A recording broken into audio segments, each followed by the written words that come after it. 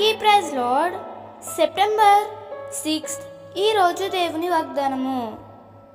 యెహోవా నిన్ను నిశ్చయముగా ఆశీర్వదించును. ద్వితీయోపదేశకాండం 15వ అధ్యాయం 4వ వచనము. దేవుడు నిన్ను నిశ్చయముగా ఆశీర్వదించాలంటే మొదట నీవు ఆయన ఇచ్చిన ఆజ్ఞలన్నిటి ప్రకారం నడుచుకునడానికి ఆయన మాట వినాలి.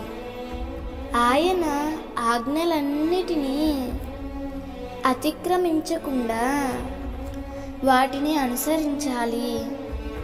అలా ఆయన చిత్త ప్రకారము నీవు జీవించినట్లయితే ఆనాడు కరువు కాలంలో సహితము విత్తనము విత్తి నూరంతల ఫలం పొందిన ఇస్సాకు దేవుని చేత దీవించబడినట్లు నీవు కూడా నూరంతల ఆశీర్వాదాన్ని దేవుని దగ్గర నుండి పొందుతావు.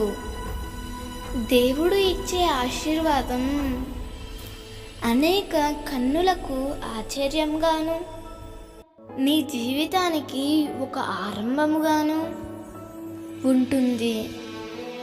దేవుని ఆజ్ఞలను అనుసరించే విషయంలో ఏనాడు వెనుకడుగు వేయవద్దు. నిన్ను ఆశీర్వదించే విషయంలో దేవుడు ఎల్లప్పుడూ నీతోనే ఉంటాడు. దేవుడు ఈ వాగ్దానము నీ జీవితంలో నిశ్చయముగా నెరవేర్చునుగాక. ఆమేన్.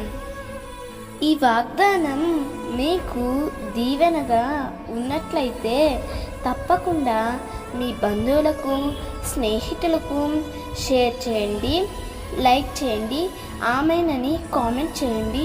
ప్రభు పనిలో పాలుభాగస్తులు కండి.